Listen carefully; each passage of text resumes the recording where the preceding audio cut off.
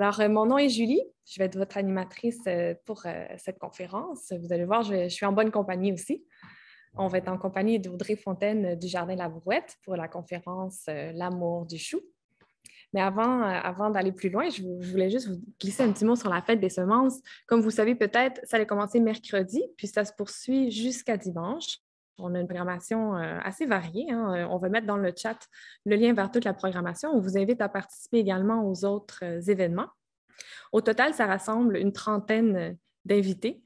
Puis l'objectif, en fait, c'est toujours de promouvoir les semenciers et semencières du Québec, mais également aussi de rencontrer des fournisseurs de produits horticoles et services horticoles d'ailleurs.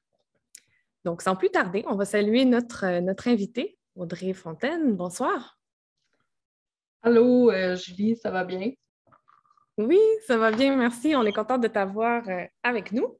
Oui, moi aussi, je suis super contente de voir qu'il y a des gens qui s'intéressent aux choux. J'avais une petite appréhension par rapport à ça, mais voilà, on est rendu là.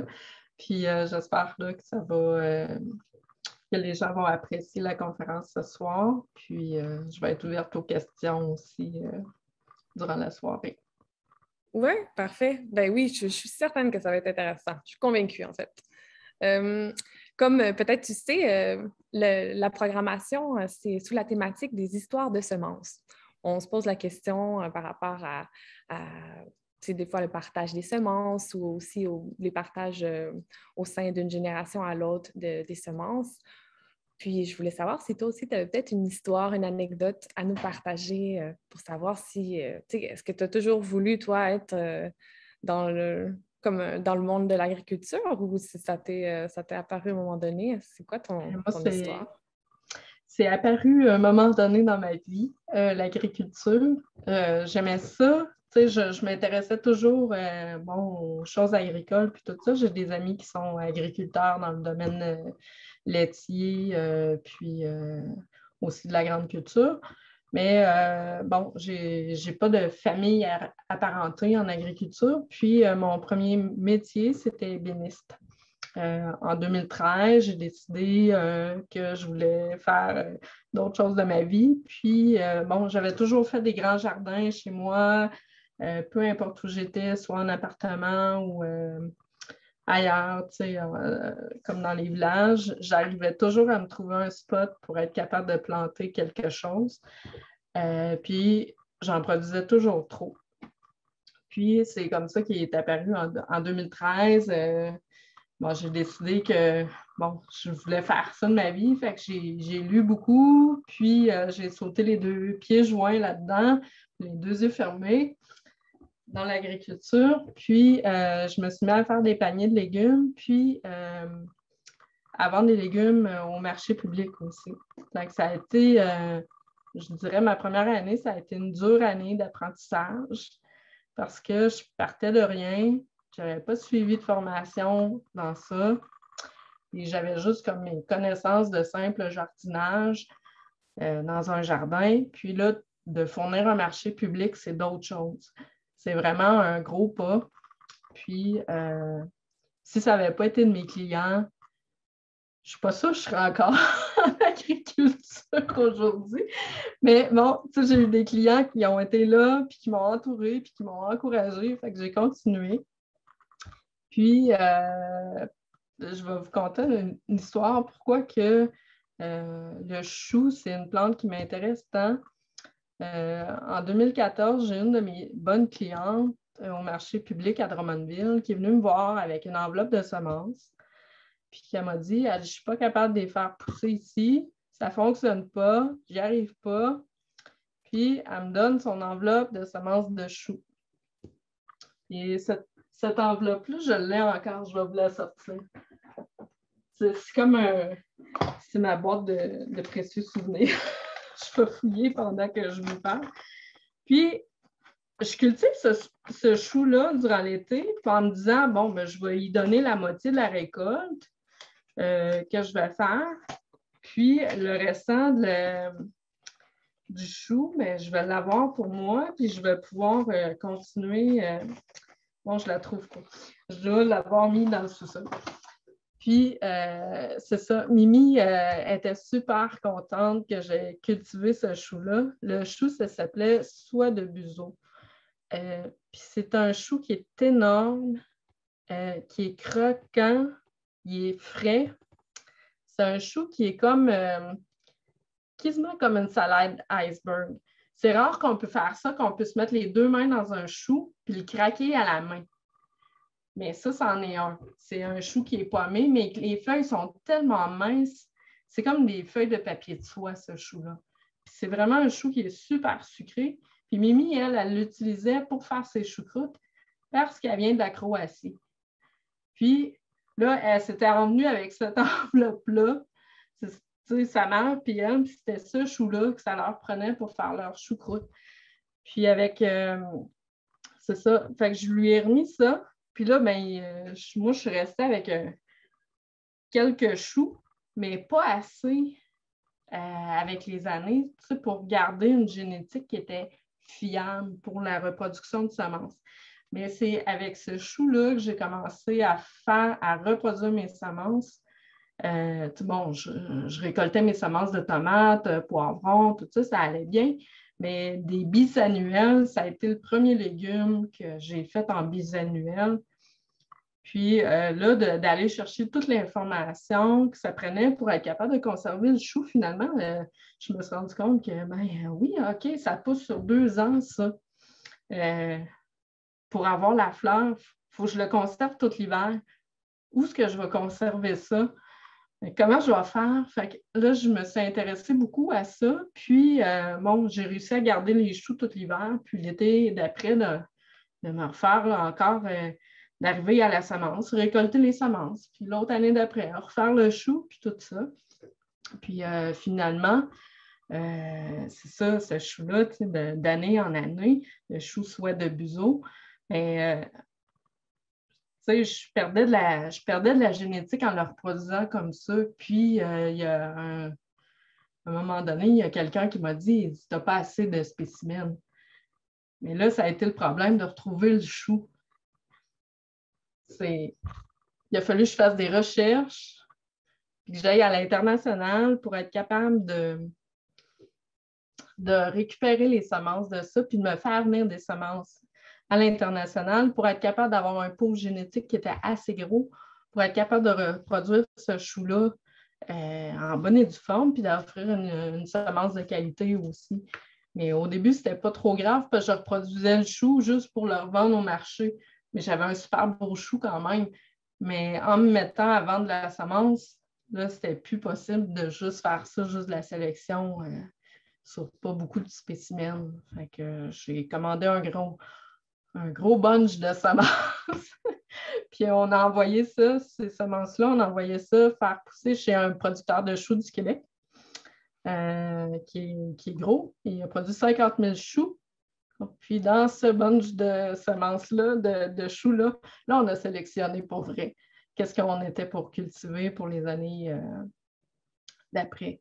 Donc, c'est un peu comme ça que ce chou-là est arrivé dans mes semences. Puis c'était vraiment intéressant. Puis, tu sais, je repense encore à Mimi. Puis là, je me dis, ben au moins, là, elle est capable d'avoir des semences. Puis ça pousse bien, ce chou-là, au Québec. Il y a des gens qui l'ont testé sur l'île. Je ne me souviens plus, Julie, peut-être que tu peux m'aider. L'île qui est dans le milieu du fleuve, mais à hauteur de cette île. Je ne sais pas s'il y a quelqu'un qui est capable de me répondre dans le groupe, mais il y a plein de chevreuils sur cette île-là. L'île d'Anticosti? Oui, Anticosti, c'est ça.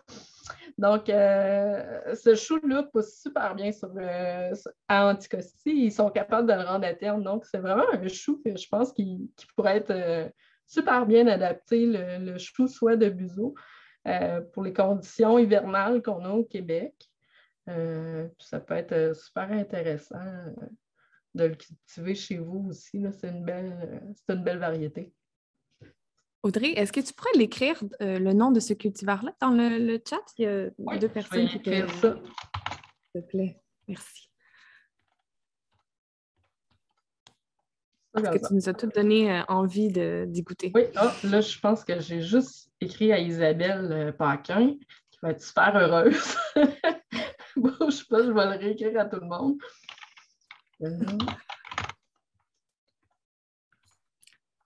Voilà, comme ça. Ouais, de Buzo. Ah, parfait. Ouais. Voilà.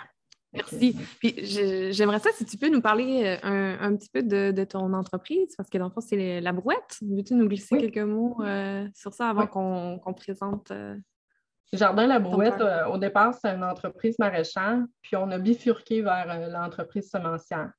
Fait que présentement, on ne produit plus que des légumes pour faire de la semence. C'est ça, on essaie de se spécialiser dans les semences de bisannuelles, comme la carotte, le chou, les autres brassiacées là, qui sont plus difficiles à obtenir. On produit aussi d'autres variétés de légumes. J'aime beaucoup faire des variétés de tomates. Là, on en a peu sur le site. On a à peu près 8 variétés sur le site. L'année prochaine, on va remettre en ligne 48 variétés de tomates qu'on va proposer aux gens, puis 48 variétés de piments aussi qu'on va proposer aux gens l'année prochaine. Donc, mais pour cette année, vous avez quand même le choix de 98 variétés là, de légumes, fleurs, fines herbes qu'on reproduit à la ferme. Moi, c'est un peu particulier, ma ferme, parce que, bon, j'ai un terrain qui fait 100 pieds par 180 avec une serre dessus puis une maison. Fait que j'y reste plus grand place sur le terrain. Ce qui arrive souvent, c'est que je vais aller cultiver chez des cultivateurs qui me prêtent des bouts de champ ou qui ne sont plus capables d'aller parce que, vu la grosseur de leur machinerie, ben, moi, avec mon motoculteur, ça me fait bien plaisir d'aller dans leur petit coin pour profiter de ces bouts de terre-là. Puis, l'autre chose aussi, mais ça, on regarde quand même pour expansionner puis être capable d'avoir une terre dans les prochaines années.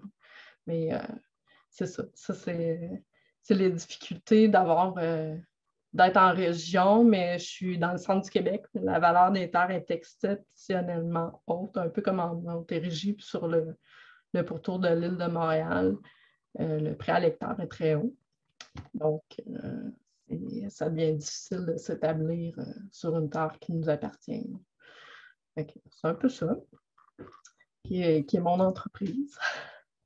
Parfait. Aimerais-tu qu'on présente, qu'on mette ta présentation? Oui, je vais faire ça. Je vais vous partager ça. Si je suis capable de faire comme tantôt, excusez.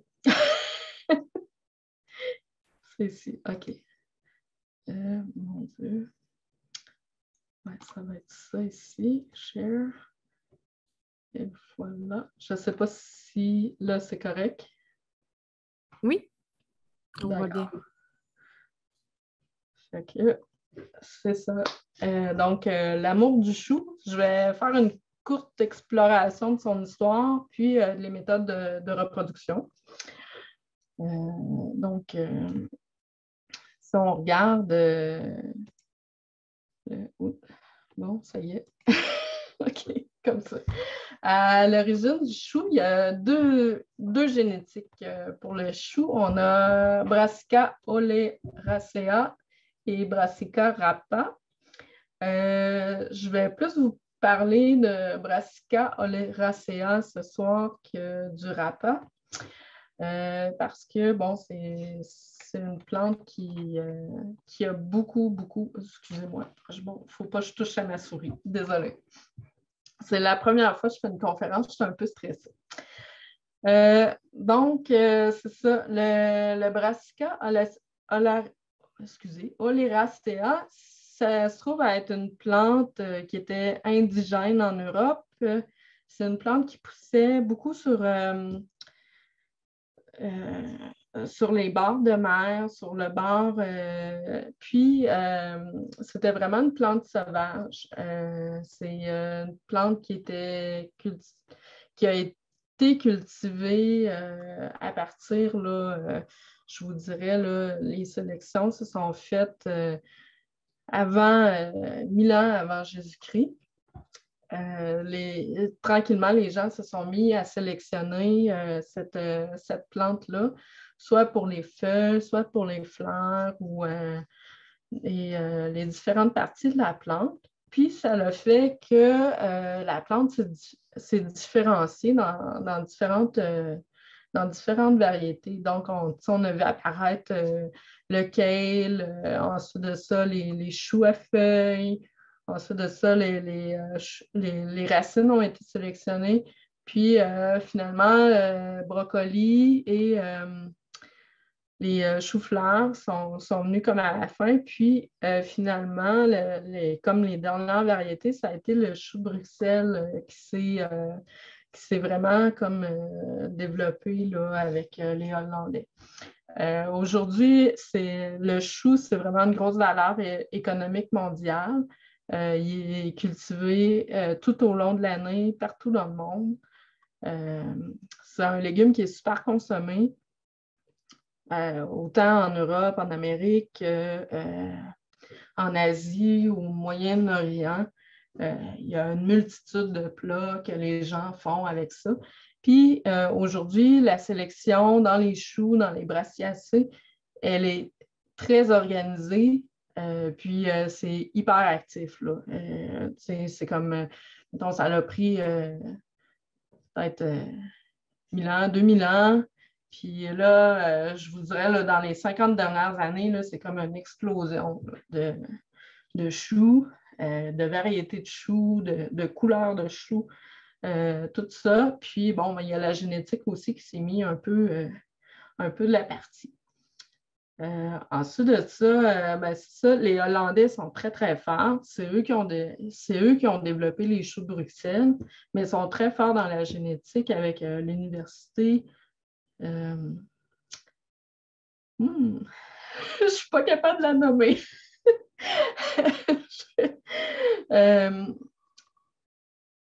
C'est l'université principale d'agriculture en Hollande. Puis, excusez-moi, je suis incapable de nommer son nom, mais c'est ça. Eux, ils sont très, très forts sur ce développement-là. Donc, au départ, on avait le chou sauvage qui se trouve être le chou qui est à gauche. Je ne sais pas si pour vous, est-ce que c'est assez gros? Julie, les images? Très bien. Oui. Est-ce que vous pouvez répondre dans le clavardage, dans le chat, si vous voyez bien? Oui, bon, il y a deux autres personnes qui secondent qu'on voit bien. D'accord. Donc, tout le monde dit que c'est très intéressant. Merci. Au départ, c'est ça, on avait le chou sauvage qui ne ressemble pas à grand-chose. Ça ressemble plus à un paquet de feuilles, puis ça poussait plus ou moins là, sur les bords de champ, puis tout ça. Puis, tranquillement, les gens se sont mis là, à sélectionner ces feuilles-là, puis à développer des kales, des collards, puis le chou pommé. Puis le chou rave aussi. Puis au 16e siècle, là, c'est venu à se développer plus, tantôt comme je le disais, là, le chou-fleur qui a vraiment été plus développé. Puis ça a juste été au 14e siècle là, avant qu'on développe les choux de Bruxelles. Donc, c'est quelque chose là, qui... c'est une longue évolution, puis ça s'est tout fait par sélection, là. Donc, les gens sélectionnaient année après année. Comme, mettons, si on prend le chou de Bruxelles, les gens sont partis d'une plante qui servait d'une plante pour nourrir le bétail, donc un chou fourragé. Puis, l'histoire du chou de Bruxelles, ça se trouve à être que sur le bord de la capitale, les agriculteurs avaient de moins en moins de terre. C'est drôle, ça pourrait se passer avec Montréal. Puis, les gens se sont mis à sélectionner ce chou fourragé-là, qui avait comme des espèces de petites buds entre chaque feuille, puis se sont mis à sélectionner et resélectionner les buds pour être capable de faire des petits choux, mais de les faire pousser en hauteur. Donc, on avait plus de production sur moins grand terrain. Puis, vu que ce chou-là, il pousse vraiment plus en hauteur, c'est un chou là, de Bruxelles. Ça peut venir quand même assez haut, jusqu'à 1 mètre, 1 mètre 1,20 m de haut. Donc, quand on sélectionne, mais ça nous fait apparaître des choses comme ça. Il y a encore des sélections qui se font comme ça. Aujourd'hui, on a croisé les choux de Bruxelles avec le kale, des kales rouges. Là, ça donne des kalettes qui sont un peu exceptionnelles. On a comme une espèce de petit chou pommé, frisé un peu. C'est très beau. On en voit à l'épicerie de ces nouvelles variétés-là qui sortent aujourd'hui. Mais ça n'a pas été sélectionné nécessairement comme ça a été sélectionné au 14e siècle. Donc, excusez.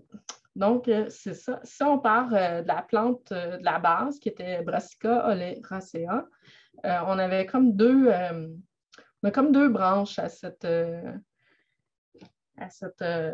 plante-là, qui se trouvait être comme une espèce de moutarde sauvage. Là, on pourrait apparenter ça à ça. Donc, on a une branche qui venait plus de l'Europe de l'Ouest. Puis avec ça, on a eu comme la création des choux pommés, la sélection qui s'est faite au travers des années. Puis on en est venu à avoir, les gens ont sélectionné plus des choux qui formaient comme une espèce de petits buns, puis tout ça. Puis il y avait les choux fourragés, là. Puis ça a donné les choux, en sélectionnant les choux fourragés, on est allé vers les choux de Bruxelles. Ou sinon les choux à moelle, mais le chou à moelle, on le connaît moins au Québec. On ne produit pas beaucoup de ça. Ça s'apparente beaucoup à des choux collards. Mais ça fait une grosse tige qui est consommable aussi, là. Puis, on a sélectionné les choux raves, qui est ça, le bas de la tige enfle vraiment. C'est ça, il y a ça va par partie de la plante. Puis sinon, il y a dans la zone méditerranéenne, eux, ils sont plus allés vers la sélection de ce qui poussait plus haut sur la plante. Donc, tout ce qui était la partie supérieure de la plante, les fleurs, tout ça, eux, ils se sont mis à sélectionner ça. Puis ça a donné les brocolis puis les choux-fleurs avec le temps. Si je pense, j'ai-tu passé une... Je pense que j'ai passé une... Non, OK. Est-ce qu'il y en a qui ont des questions? Oui, il y avait Yves Pelletier qui demandait si tu avais eu des ennuis avec l'arrivée récente de la cécidomie du chou qui s'attaque à la plupart de nos crucifères. Puis comment vous en défendez-vous? Oui, en fait, quand on fait des semences de choux sur des plus petites parcelles, il faut absolument isoler nos choux, puis tout ce qui est brocoli, choux, choux-fleurs, tout ça, on isole tout ça pas par spécimen, mais par bunch de spécimens. On utilise la toile, c'est de la P17 qu'on met. On se fait des arceaux, on se fait comme des espèces de tunnels. Puis là, pour la cécidomie du chou-fleur, c'est hyper important que ces toiles-là touchent à terre puis soient enterrées aussi pour pas que ça rentre en dessous. Parce que la cécidomie du chou-fleur, je vais juste passer un peu plus loin sur mon diapo. Excusez, ça va peut-être flasher un peu. Ça comme ça ici. L'insecte qui est en bas à votre gauche, ça se trouve être la cécidomie du chou-fleur. Et ça fait juste 2 mm. C'est vraiment tout petit comme insecte. Ça s'infiltre partout. Puis, ça fait vraiment des ravages dans les cultures de tout ce qui est brassiacé au Québec. Les gens qui cultivent du kale, qui cultivent des choux, toutes sortes de ces formes-là, c'est vraiment un problème majeur dans les cultures ici au Québec, dans les grandes cultures de ces légumes-là. Puis nous, comme semenciers, il faut se protéger de ça aussi. Fait que je vous dirais là, que le meilleur moyen, c'est de la grille qui se trouve être un filet anti-insectes. puis qui nous protège de ça. Mais il faut vraiment l'installer comme il faut, parce que sinon, la cécidomie du chou-fleur, elle va passer, puis s'il y a moindrement une brèche dans le filet, mais c'est dommage, mais elle va rentrer par là. Souvent aussi, on a des veilles agronomiques qui sont publiées là, sur les sites de culture qui nous aident à savoir, OK, ben là, là, ça va être le temps. Mais souvent, on installe ces filets-là dès le début de la culture pour ne pas se faire prendre. Puis ça l'évite aussi là, d'avoir l'autre insecte qui est la périte du chou. Là. Donc, c'est ça. Sinon, il y a toujours les insecticides, mais nous, chez nous, on n'utilise pas ça. Je ne suis vraiment pas une fervente d'insecticides à la ferme. Donc, on se prémunit de ces insectes-là avec des filets. Là. Okay. Sauf que ça ne l'empêche pas que si vous en avez, je ne sais pas si vous voyez la photo du brocoli à droite, bon, OK, oui, il est taché un peu, mais on s'entend qu'à la maison, ben OK, il ne sera pas parfait comme à l'épicerie, mais il est mangeable quand même. C'est pas parce qu'il y a un insecte qui est venu pondre dessus qu'on ne peut pas le rincer et le manger. C'est un peu la même chose pour les choux. Ça se peut que vous ayez des vers dans vos choux puis des choses comme ça. C'est pas intéressant parce que ça peut nuire à la conservation de votre aliment, mais c'est pas indigeste non plus pour... vous pouvez le manger quand même. Ça va vous donner des protéines. C'est peut-être ça que je peux vous dire. Puis souvent, quand j'étais maraîchère pour les marchés publics, on apporte juste notre beau stock dans les marchés publics, mais ce qui arrive souvent aussi, c'est que ces légumes-là, on en a dans les champs, puis on les mange. Nous autres, on mange toujours le moins beau. C'est toujours ça. Je vais retourner là.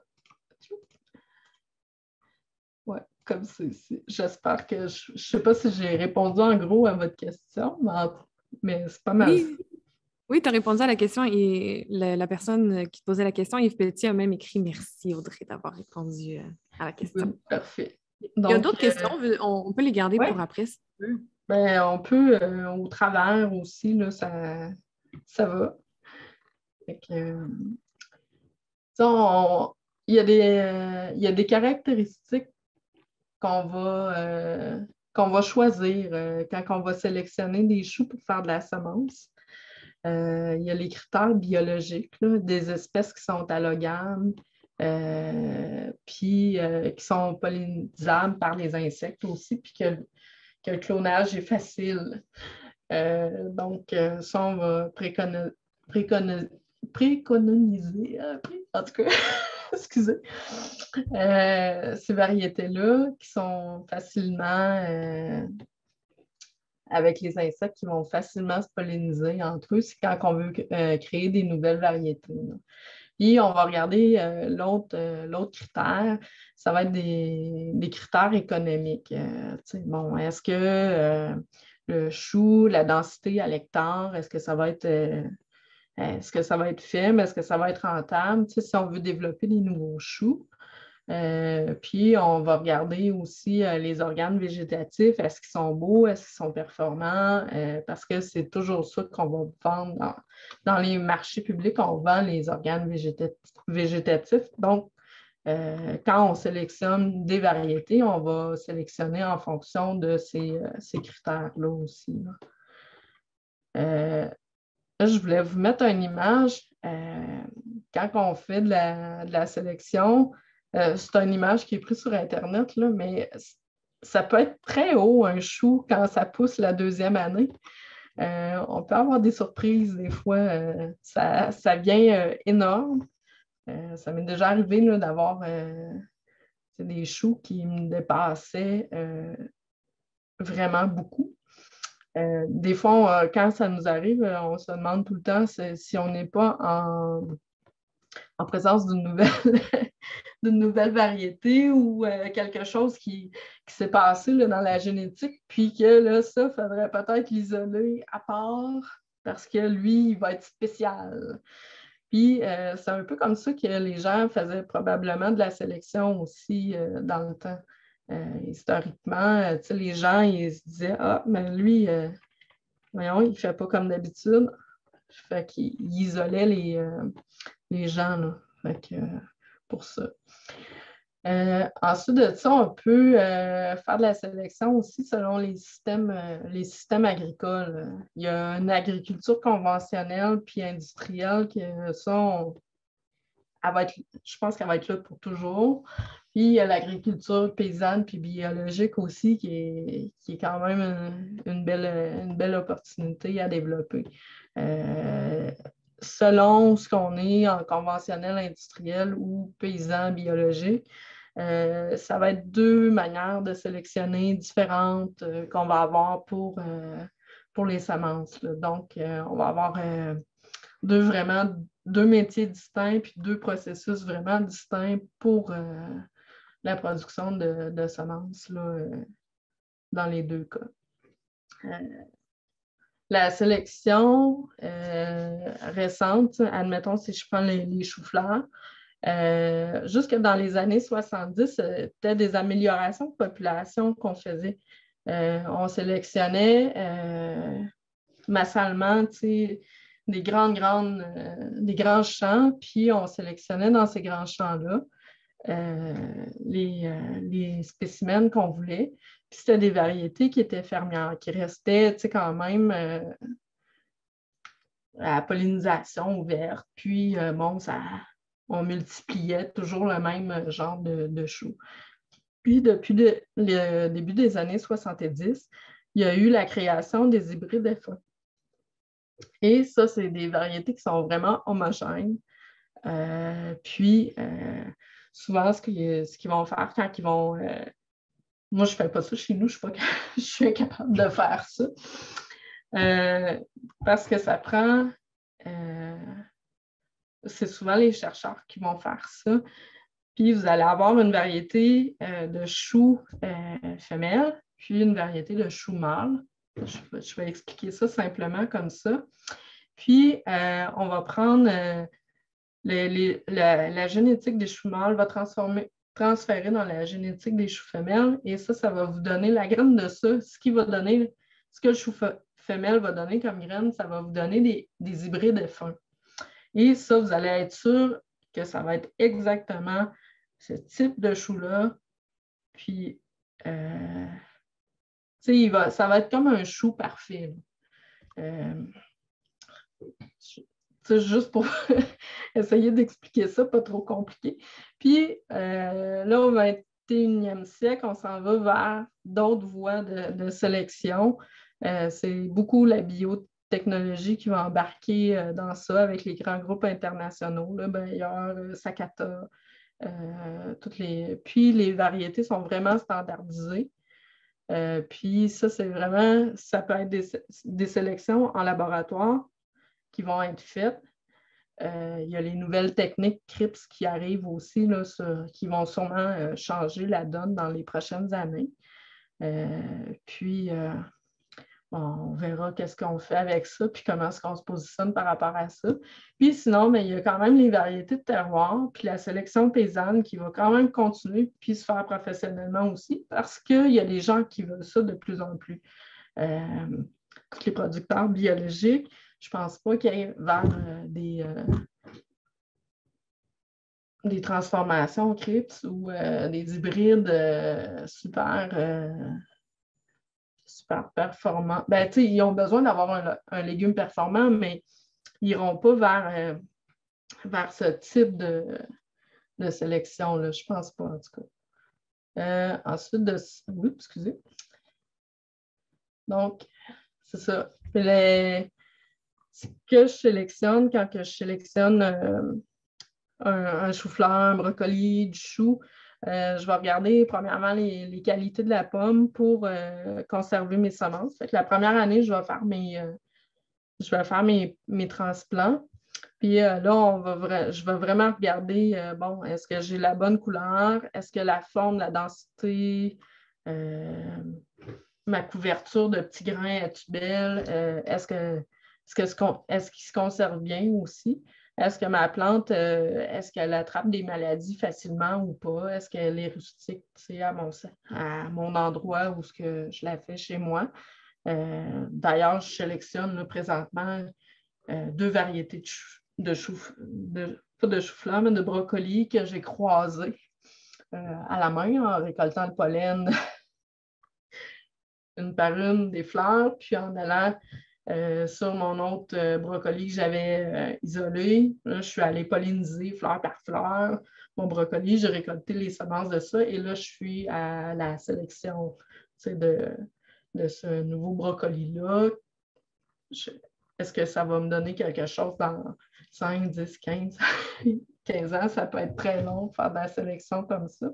Mais c'est par curiosité que je le fais. Puis c'est parce que c'est intéressant de voir la plante, comment elle va réagir aussi à cet apport de pollen-là qui vient d'une autre plante.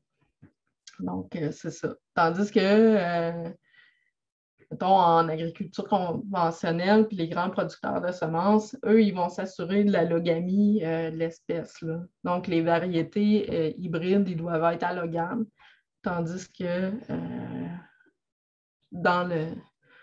nous, on promouvoit plus que la plante elle soit à pollinisation ouverte, qu'elle soit capable de se reproduire par elle-même. Là. Donc, c'est ça. Un peu ici.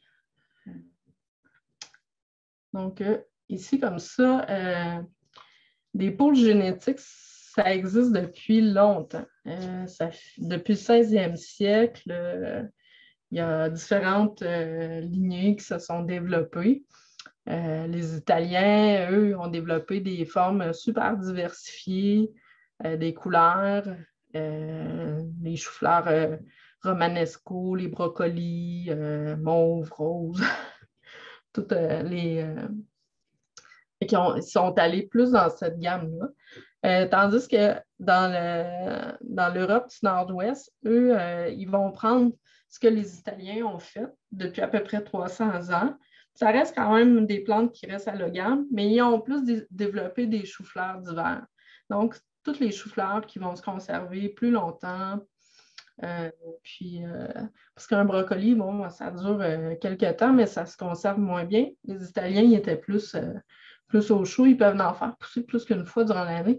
Tandis que dans l'Europe du Nord-Ouest, ben, là, on a un besoin de conservation là, qui se met là. Puis, ils ont développé plus des bisannuels. Tandis que les Italiens, eux, ont développé plus des plantes annuelles qui pouvaient reproduire à chaque année. Ensuite de ça, on a dans le nord de l'Europe, eux, depuis 400 ans, ils sélectionnent vraiment les choux-fleurs d'automne, puis ils vont sélectionner tout ce qui est chou qui va se conserver très longtemps. Mais ça, c'est à l'origine depuis à peu près 400 ans qu'ils font mettons 400 ans avant Jésus-Christ, c'est ça je veux dire, qui sélectionnent ces choux-là. Puis qui développent des choux. Aujourd'hui, ça fait qu'on a vraiment beaucoup de variétés de choux un peu partout dans le monde. Puis les Asiatiques, eux, ils ont repris des combinaisons, ils ont fait des mix entre les annuels et les bisannuels. Ça arrive des fois qu'on ne sait pas trop est-ce que mon chou, est-ce que c'est un annuel ou c'est un bisannuel? Est-ce qu'il faut que je le reproduise tout de suite cette année ou est-ce qu'il faut que j'attende pour l'année prochaine avant de le replanter pour être capable d'avoir les semences? Et eux, ils sont un petit peu plus spécialisés que ça. Puis moi, j'en ai pas vu beaucoup de ces choux-là ici. Là. Pas quelque chose qu'on voit souvent. Les Australiens, ils font aussi un peu pareil. Ils recombinent des annuels et des bisannuels ensemble.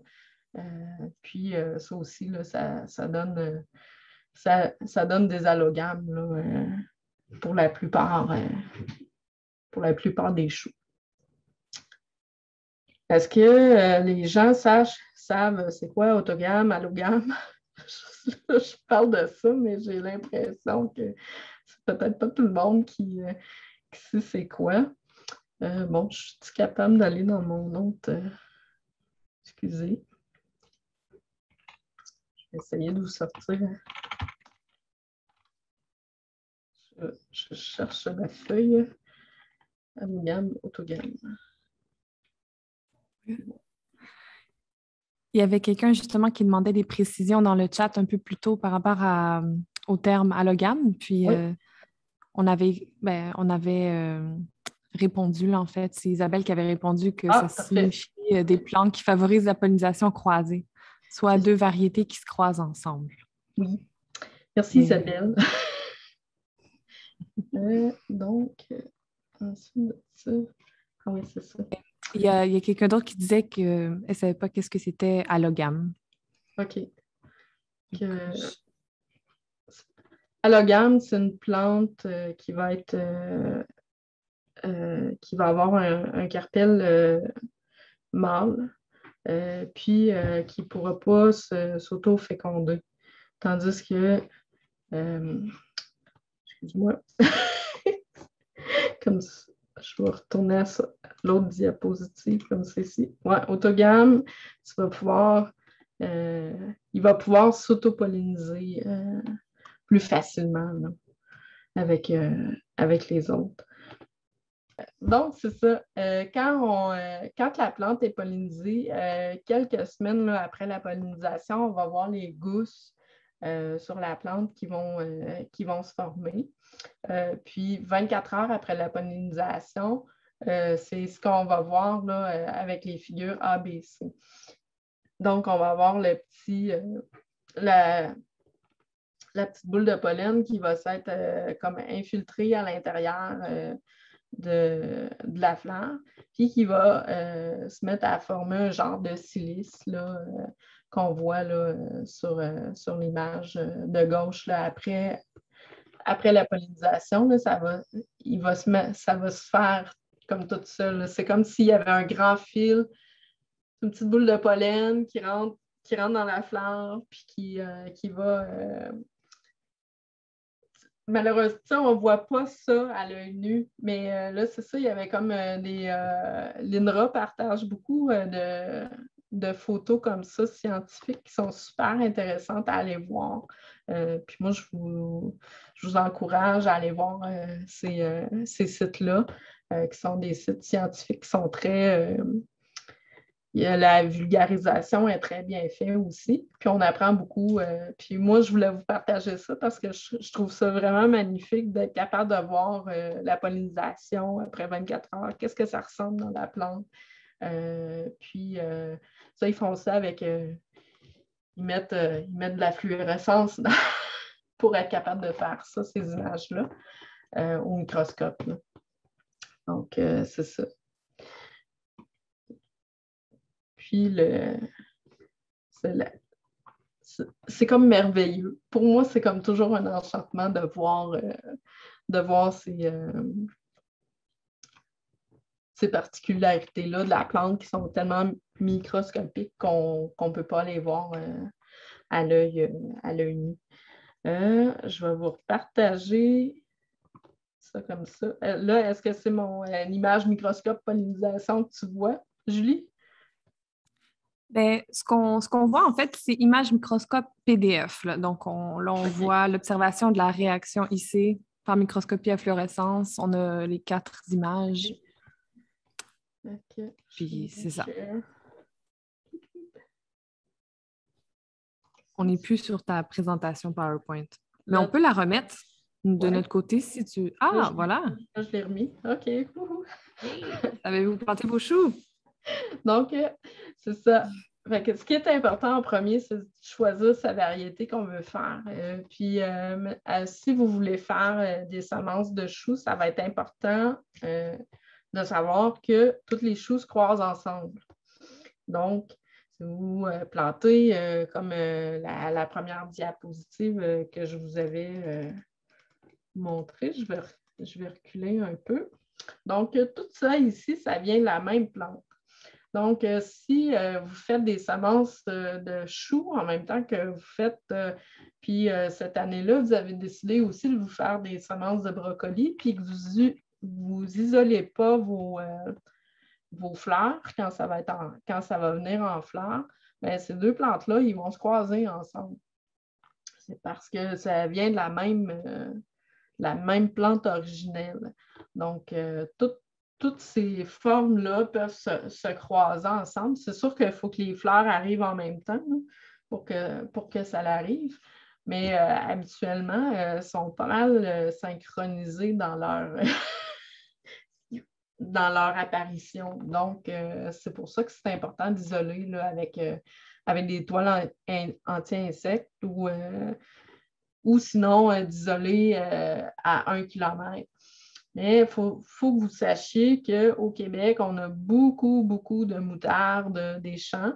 Donc, c'est hyper important là, de regarder ça quand vous faites de la semence de choux. C'est à peu près sûr que ça va aller croiser avec ça. On dirait qu'il y en a tout le temps une en fleurs en quelque part. Puis moi, je suis arrêtée de me battre avec ça. J'isole mes plantes avec des filets P17, ça règle le problème.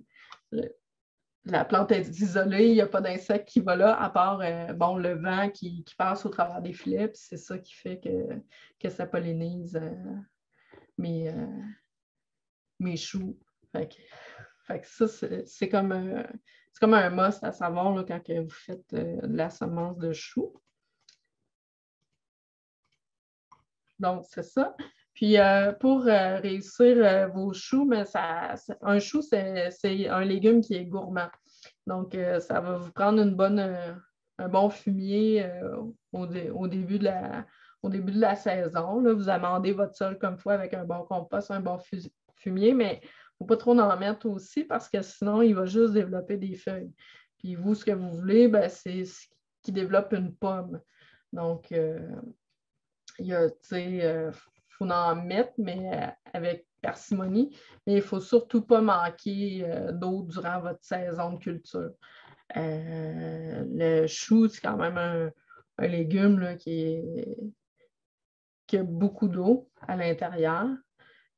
Puis, si vous ne voulez pas qu'il développe des hernies ou des choses comme ça, c'est quand même intéressant là, il faut qu'il y ait un apport d'eau régulier. Il ne faut pas qu'il y ait une grande sécheresse ou un apport trop grand d'eau. Trop grand d'eau, vous allez avoir la pourriture qui va se faire. Puis, pas assez d'eau, vous allez avoir des atrophies sur vos choux ou sur vos bottes de fleurs de brocoli ou de chou-fleur. Ça va venir sec, puis souvent le légume va venir comme roussi. Là. Je vais expliquer ça un peu comme ça. Puis, sinon aussi au printemps, nous, on part les choux 4 semaines avant le mois d'avril. On part les choux au mois de mars. Puis, dès que le sol est travaillable à l'extérieur, on va transplanter tout de suite les choux, la motte de terre. Puis, on va planter le chou jusqu'à il y a la tige, puis après ça, vous avez les feuilles. On va planter vraiment jusqu'aux premières feuilles. Donc, comme ça, le chou va bien s'enraciner. Il va refaire des radicelles sur la petite tige aussi. Puis, il va pouvoir poursuivre sa vie là, comme ça. Là. Puis, ça l'aide aussi là, à faire une belle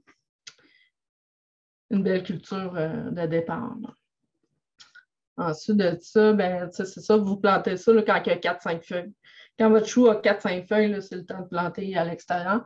Puis, il faut savoir au printemps, si vous plantez ça trop tôt, puis que vous n'avez pas endurci vos plants, ça, c'est rentrer, sortir vos plants à l'extérieur. Un chou, au printemps, c'est fragile, ça va geler. Même si c'est une plante qui est résistante au froid rendu à l'automne, au printemps, elle n'est pas assez grosse pour résister à des gelées.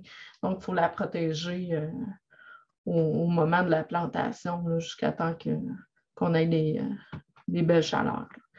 Puis, c'est ça. Ensuite de ça, Ouais, c'est ça, c'était les bibites.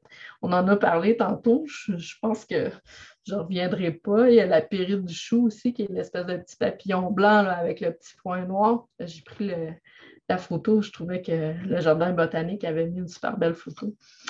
Donc, ça, ce petit papillon-là, quand vous voyez ça avec les petits cocos tout bien cordés là, sur votre feuille, c'est souvent en dessous des feuilles de brocoli. Vous allez retrouver ça là,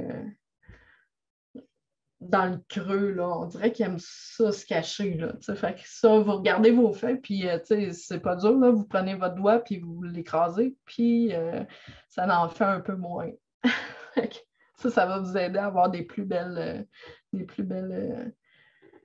belles pommes de chou aussi. Ça, comme ça. Ça, c'est une vieille photo que j'ai trouvée sur la Bibliothèque nationale. Ça fait longtemps qu'on produit des graines de chou au Québec. On a à Saint-Anne-de-la-Pocatière, au centre de recherche, ils en faisaient. Ils faisaient de la recherche là-bas pour développer des variétés qui étaient plus résistantes puis plus adaptées pour le Québec. Puis ici aussi, à Deschambault, il y a eu longtemps là, des agriculteurs qui produisaient de la semence de chou-fleur. Donc, c'est pas inhabituel de produire de la semence. Malheureusement, au Québec, je pense qu'on a oublié ça s'est comme perdu dans les boîtes de carton, je ne sais pas quoi. Puis, je ne connais pas grand monde qui font de la semence de choux ici là, pour la production locale. À part les semenciers qu'on est, là, les petits semenciers, il y a quelques semenciers qui en font. Donc, ça ici, c'est une tête de brocoli en fleurs. C'est un légume qui est particulièrement aimé des abeilles, des insectes pollinisateurs. Ça fait énormément de fleurs et c'est hyper mellifère pour les insectes. Donc, c'est sûr que si vous voulez vous amuser à en laisser monter un en graines durant l'été, ça, c'est une annuelle. Donc, la première année, vous allez avoir des fleurs comme ça, puis vous allez pouvoir vous rendre à la semence avec, mettons, du brocoli ou du chou-fleur. Puis, c'est excellent aussi, les pousses comme ça se mange, c'est super goûteux. Puis, c'est très bon en salade. Vous pouvez faire ça. Puis ça, c'est quand on récolte les semences de choux, on va mettre ça sur un grand drap à l'extérieur. On va plier ça, on va les laisser sécher. On laisse sécher les silices jusqu'à temps qu'ils soient dorés puis craquantes. Ensuite de ça, on embarque dessus, on pilote dessus, on se met des bottes. Puis c'est un peu la manière de récolter les silices. Fait qu'on a comme un premier tri, là. Après, on enlève les grandes branches que ça fait. Puis, on va se ramasser avec des impuretés beaucoup au travers des semences. Puis, après ça, il va falloir comme les nettoyer. Mon Dieu, je ne suis pas sûre que ça va fonctionner, mon affaire. Je ne sais pas si vous voyez dans mon pot, mais au travers des petites graines, il y a beaucoup encore de poussière. Ça, on va passer ça dans une machine qui est comme en forme de spirale. Ça va faire en sorte que les bonnes graines vont se séparer de ce qui n'est pas bon. La graine, tout ce qui est graines de chou, brocoli, chou-fleur, c'est rond. C'est ça, on sépare ça en deux. Le séparateur a comme deux voies. Ça nous permet de sortir. Un chou, ça va donner jusqu'à presque 200 000 graines. Donc, mais dans ça, on va en retirer comme probablement le tiers qu'on va jeter, qui sera pas bon. Les graines, ils vont être vides ou sinon, il peut y avoir des insectes dedans ou des choses comme ça. Puis, l'autre partie qu'on va garder, là, on va encore refaire une sélection de ces graines-là. Puis, on va être capable de sélectionner les grosseurs. Ça, on va passer ça dans des tamis qu'il faut brasser à la main. Puis, bon, comme ça, on enlève les plus petites semences. Là. On garde juste les plus grosses semences pour notre sélection de choux. Donc, oui, je recule d'une diapo. Quand vous faites la sélection d'un chou d'une biannuelle pour être capable de la garder pour l'hiver, il y a deux choix qui vont s'offrir à vous. Ou vous allez garder, c'est important de garder la racine, une partie de la racine, puis de garder la tête. Mais vous allez enlever vous allez plumer votre chou. Vous allez enlever toutes les feuilles extérieures du chou, puis juste garder la partie qui est les racines avec la tête. Ça, les premières années que moi j'ai conservé mes choux, j'avais un vieux frigidaire que je gardais dans le garage. Ça me gardait ça à 1 à 2 degrés. Puis, je gardais mes choux dans ça, mes 25 choux. Ça prenait toute la place dans le frigo. Je ne pouvais pas rien mettre d'autre dans ce frigo-là. Puis, durant l'hiver, je retournais souvent dans mon frigo et je vous jure que ça ne sent pas très bon. Un chou qui se met à pourrir, c'est dégueulasse. Mais c'est ça. Fait que souvent, j'allais nettoyer les feuilles extérieures, puis j'enlevais les feuilles extérieures jusqu'au printemps pour arriver au printemps puis avoir un chou qui est quand même sain. Tout ce qui était noir, j'enlevais ça. Puis on replante la racine, mais on va replanter là, quasiment, là, je replantais là, je calais le chou là, à peu près au quart dans la terre. Puis là, je faisais une croix dessus. Puis avec les années, je me suis rendu compte que je n'avais pas besoin de tout garder la boule de chou. C'était merveilleux. On peut la couper, puis manger le chou durant l'hiver. Mais par contre, il faut se garder quand même un tige, je vous dirais, là, c'est un 2 pouces au-dessus de ce qui est sorti de terre dans la pomme. Vous allez garder un 2 pouces. Fait que là, vous coupez ça, vous mangez votre chou. Fait que super, on ne perd pas rien. On ne perd aucun nutriment comme ça. Puis en plus, on va avoir des semences. Fait que quand on coupe, ça donne à l'image de droite. Puis, durant l'hiver, ce qui va se passer, il y a comme des petits buds qui vont sortir. Ça, c'est comme des petites pointes apicales. Puis quand vous allez le replanter au printemps, vous replantez ça, mais ces petites buds-là, il faut qu'ils soient à l'extérieur de la terre. Donc, vous replantez ça, puis tout ce qui est qui est planté dans la terre, ça va refaire des racines, puis là, vous allez avoir votre plante qui va fleurir. Sinon, il y a l'autre méthode aussi qu'on peut, on va effeuiller en bas, on va enlever quand même les grandes feuilles, mais on va garder tout le trognon central du chou. Mais ça, ce que je me suis rendu compte avec les années, c'est que quand on fait ça, souvent, le trognon, c'est plus fragile, c'est un peu plus mou. Puis durant l'hiver, il y a de la pourriture qui va se mettre au travers, puis ça va finir par casser. Donc, finalement, on se retrouve avec le même bout de trognon qu'on a à droite de l'image, là, où c'est marqué Stump. Je pense que le mieux, c'est de couper son chou puis de le manger, là, de ne pas essayer de conserver la tige du milieu, bien que ça fait. Sauf que si vous faites ça, vous arrivez à faire ça, vous allez avoir plus de tiges qui vont vous faire des semences au bout de la ligne. Là. Ça, comme ça. C'est ça. Fait que là, quand on plante le chou, puis qu'on plante le chou à l'extérieur, il y a des hampes, des mini-choux qui vont se développer sur le côté. Puis souvent, la grosse boule de chou, là, elle va fendre, puis bon, là, elle va tomber à terre, puis là, il y a une hampe florale qui va sortir de là. souvent, là, c'est marqué de garder les choux dans un endroit réfrigéré entre 4 et 7 degrés. Moi, si vous êtes capable de descendre entre 1 et 5 degrés, je pense que ça conserve mieux puis c'est plus facile de repartir le chou au printemps. Donc, ça.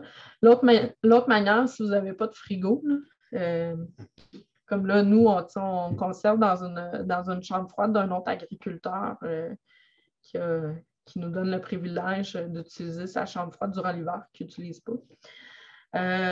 Donc, si vous n'avez pas ça, vous pouvez toujours creuser un grand trou dans le sol. Puis là, quand je dis un grand trou, c'est surtout un trou profond. Il faut que vous tombiez en bas du point de congélation du sol. Donc, vous allez creuser beaucoup jusqu'à une profondeur là, de 6 pieds comme il faut, là, parce qu'on sait, le sol au Québec, ça gèle jusqu'à 4 pieds. Puis là, vous allez placer, dans le fond de ce trou-là, vous allez placer de la paille. Vous allez placer vos racines de chou avec la tête de chou. Vous allez rabrier avec de la paille, puis ensuite, vous allez renterrer. Puis, par-dessus tout ça, là, vous allez mettre de la paille pour être sûr que ça passe l'hiver. Vous pouvez remettre des feuilles. C'est beaucoup, beaucoup de travail pour faire ça, mais ça fonctionne bien aussi. J'ai d'autres amis qui mettent ça, qui mettent certains types de choux comme les choux raves, parce que ça aussi, c'est un chou qui va fleurir la deuxième année.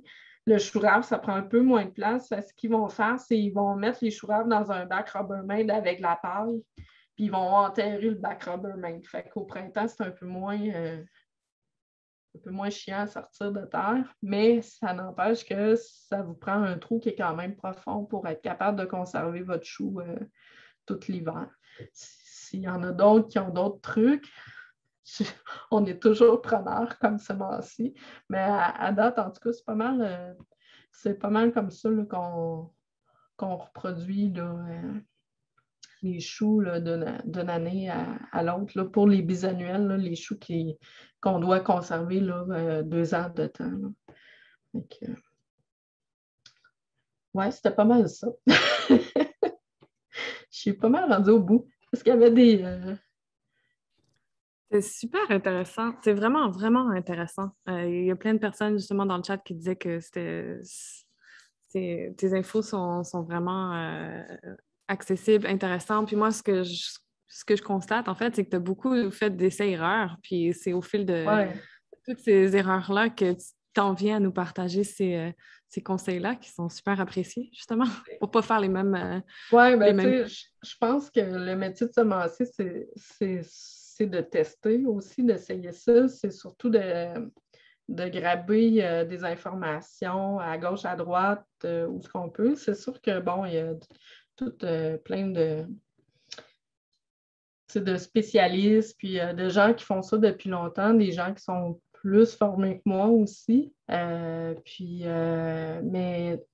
souvent dans les livres, on va avoir quand même une bonne information pour partir, là, comme le Saving Seed, le livre Saving Seed qui est quand même intéressant et qui donne beaucoup d'informations pour garder là, toutes sortes de végétaux. Puis de reproduire les semences aussi. Sinon, après ça aussi, là, vous avez, qu'est-ce que je peux bien donner d'autre comme livre? Là? Il y a Seed to Seed de Seed Saver qui a un autre bon livre à avoir quand vous voulez reproduire des semences.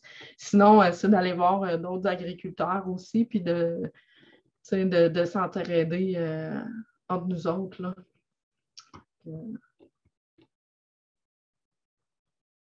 Je t'entends pas, Julie. Ton micro est fermé. Il y a quelques questions dans le chat. Est-ce que tu voudrais que je t'en lance quelques-unes? OK. Alors, il y a quelqu'un qui dit qu'il a entendu dire que le chou bouffe tout le phosphore du sol. Est-ce que c'est un mythe? Mythe ou réalité? Ah, c'est un mythe. C'est un mythe? Ça peut pas tout manger le phosphore du sol. Au Québec, on a des sols qui ont beaucoup, beaucoup de phosphore. même qu'on n'aurait même pas besoin d'en rajouter. Mais c'est vrai que ça en consomme, mais c'est pas vrai que ça bouffe tout le phosphore qu'il y a dans le sol. Il y a du phosphore qui est assimilable, il y en a d'autres qui n'est pas assimilable. Puis, bon, on rajoute du compost, on rajoute du phosphore, on rajoute du fumier, on rajoute du phosphore. Fait que, la plante, elle a besoin de d'autres nutriments que juste du phosphore. Elle a besoin d'azote parce que c'est une plante qui a des feuilles. Elle a besoin d'autres micro-éléments aussi. Donc, on a besoin quand même de... On ne peut pas faire pousser un chou juste dans l'eau. Ça ne fonctionne pas. Oui, parfait. Il y a Rachel Renaud qui demande si tu as des... en fait, elle demande s'il y a des collards qui résistent au froid. En Géorgie, aux États-Unis, il y en a plusieurs types. Et ici, au Québec, est-ce que toi, tu as essayé ça? Les collards, je n'ai pas réussi. Les kales, ça résiste bien au froid. Celui que je vends sur mon site, j'ai une de mes amies, je ne sais pas pourquoi, j'y ai donné des graines. Puis là, ça, c'est comme un test qu'on est en train de faire. Ça fait 3 ans qu'elle a la plante, qu'elle a fait pousser tout l'été, elle cueille des feuilles dessus tout le temps, même durant l'hiver. Puis le kale, les fleurs, il pop. Que là, on a comme une exception. On ne sait pas trop pourquoi, mais c'est ça, le kale, il ne fait pas de fleurs, ce kale-là. Puis il gèle plus ou moins là, durant l'hiver, mais quand il va geler, mettons, on a eu des moins 30 quelques, là, puis là, elle a fait pousser ça dans une serre, mais qui n'est pas chauffée l'hiver. Là, son kale a vraiment gelé dur, mais on le sait, au printemps, il va repartir. C'est comme s'il y avait, je ne sais pas, du Prestone dans cette plante-là. Ça ne gèle pas. Il ne gèle pas complètement, puis au printemps, ça repart un kale. Mais le collard, c'est plus fragile. Je ne sais pas si c'est parce que les feuilles sont plus grandes, moins frisées. C'est moins porté là, à résister au froid. Là. OK, merci. Il y a Estelle qui voulait savoir c'était quoi le nom du chou de Bruxelles frisé. Je pense que c'était dans ta présentation. Oui, c'est une quélette. Ça, c'est des F1, les quélettes. C'est pas des choux qui sont reproductibles. On ne peut pas les reproduire comme semences paysannes. C'est des hybrides qui ont été créés à partir d'un chou de Bruxelles et d'un kale. Puis, en arrière de ça, il y a des super méga entreprises qui ont beaucoup, beaucoup de scientifiques avec eux. Puis c'est correct aussi. Ça donne des nouveaux légumes à essayer. Ça peut être intéressant aussi. Mais moi, je ne produis pas de ça. Là. Faudrait que j'essaye, mais je vais me limiter aux choux que je fais. Ça t'en fait déjà pas mal, hein? Oui. Il y a René-Claude Martin qui se demandait si le rapini faisait aussi partie de la même famille. Oui, le rapini, ça fait partie de la même famille. Donc, c'est dans la famille des Olacea. Fait que oui, ça va mixer avec tout ce qui s'appelle chou, un à côté de l'autre. Fait que il y a juste les choux, comme les choux napa, tous les petits choux chinois, le tatsoi, tout ça. Ça va se trouver être dans la famille des napa. Donc, mais ces choux-là, ils vont hybrider entre eux. Il y a comme deux grandes familles de choux. Puis, c'est ça, on a les napa, puis les oléacea. Puis, ces deux-là, ils ne se croisent pas ensemble. Mais c'est quand même... on peut faire des beaux mix. On peut avoir des belles surprises en laissant tout fleurir ensemble, puis en replantant l'année d'après, on ne sait pas qu'est-ce qui peut sortir. Parfait. Et Yves Pelletier qui demandait est-ce que le filet à grill empêche les pollinisateurs d'avoir accès à vos choux reproducteurs? Ce qu'on fait, c'est on va mettre les agrilles, on place les agrilles, puis quand on a les fleurs, on va désabrier 2 jours pour laisser les pollinisateurs rentrer dans notre variété. On va réabrier un coup, puis moi, j'attends souvent un autre 2 jours, juste pour être sûr. Puis là, je vais désabrier les autres variétés de choux pour être capable se croisent pas ensemble, que la pollinisation ne se fasse pas entre les deux variétés. Mais oui, après ça, c'est sûr qu'on a de la cécidomie et autres beaux Autre belle belles bébites à l'intérieur de nos filets. Je ne peux pas tout enlever, c'est comme impossible. Il y a une autre question. Isabelle Paquet se demandait si dans ton frigo, tes choux sont à racines nues ou est-ce que tu les mets en pot? Je ne les mets pas en pot, ils sont vraiment à racines nues. Par contre, je laisse un peu de terre après. Je nettoie pas là, super clean. Il reste il reste pas un moton de terre, là, mais il reste un petit peu de terre après les racines. Fait que, comme ça, le chou, il garde son humidité aussi. Là. Puis je vois là, à ce que durant l'hiver, là, il manque pas. Mais vu que c'est entre 1 et 5 degrés, normalement, la plante, elle tombe comme en dormance aussi à ces températures-là. Puis c'est là qu'elle va inhiber son besoin de se reproduire aussi. Elle a besoin de rentrer en dormance pour être capable de faire sa production de fleurs l'année suivante. Là. Comme une hibernation. Parfait. Mais ça va un peu dans le même sens. Il y a Nicole Dupré qui demandait si on pouvait garder le 2 pouces, mais avec racines dans l'eau. Est-ce que c'est possible de faire moi, ça? je ne ferais pas ça, aller mettre ça dans l'eau. C'est un frigidaire en général, c'est quand même assez, un environnement qui reste quand même assez humide. C'est pas, la plante, elle ne souffrira pas trop de ça. Là. Ça ne sera pas comme si vous ne voulez pas garder la plante en super forme non plus. Vous voulez qu'elle tombe comme un peu comme une marmotte. Il faut qu'elle dorme pour qu'elle soit capable d'inhiber sa germinance. Là. OK. Il y a Linda qui demande si tu pourrais si tu peux nommer quelques variétés de choux, tes coups de cœur. Ah, mes coups de cœur. C'est sûr que moi, mon coup de cœur, le chou soie de Buzeaud, ça, c'est mon coup de cœur intrinsèque. Ensuite de ça, comme chou, il y a les kohlrabi, les choux raves, le violet de Vienne puis le blanc de Vienne que j'apprécie beaucoup.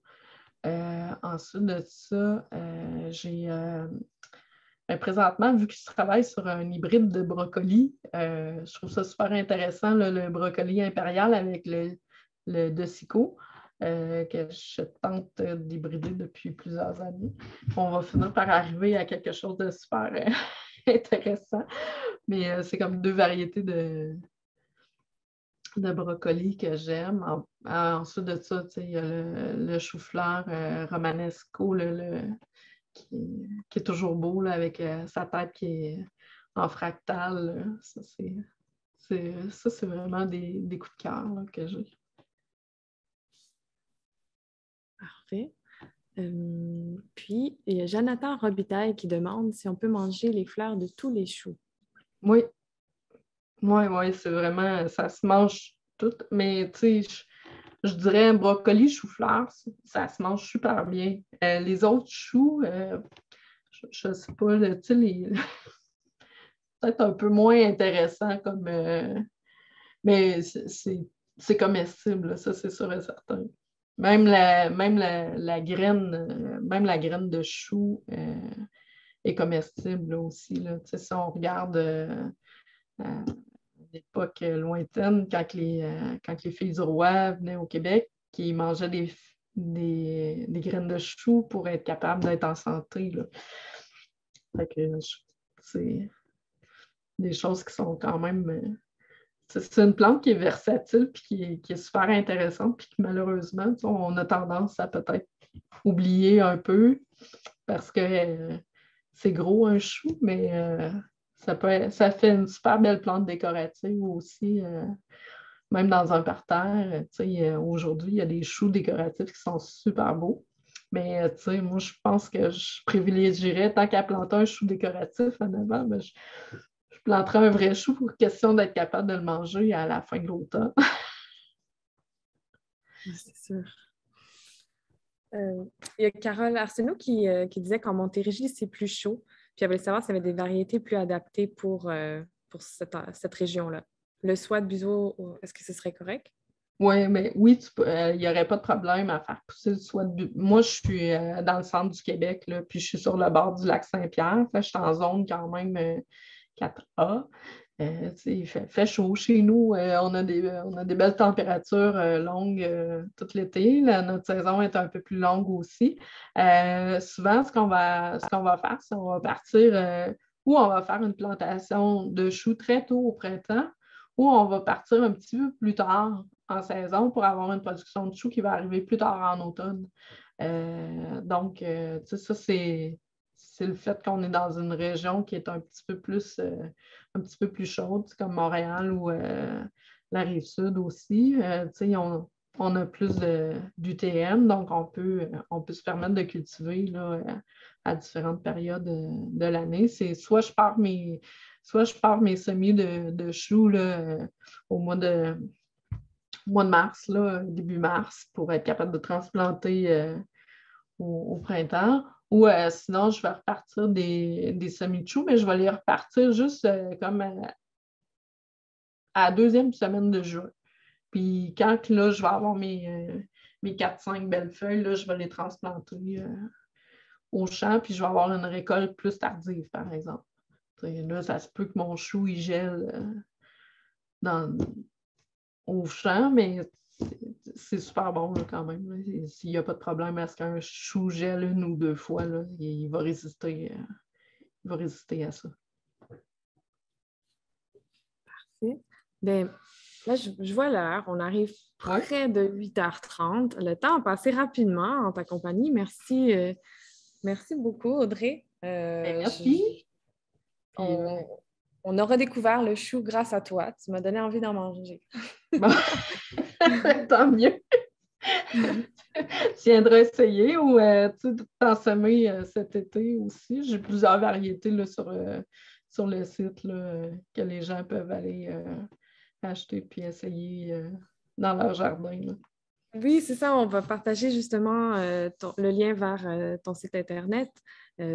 Pour ceux qu'on n'a pas répondu à toutes leurs questions, mais peut-être que vous allez trouver des réponses à vos questions sur ton site Internet. Oui. On te remercie beaucoup. Puis j'invite tous les participants à nous suivre pour la programmation demain, puis dimanche aussi. Ça se poursuit, la fête des semences. Ce n'est pas terminé.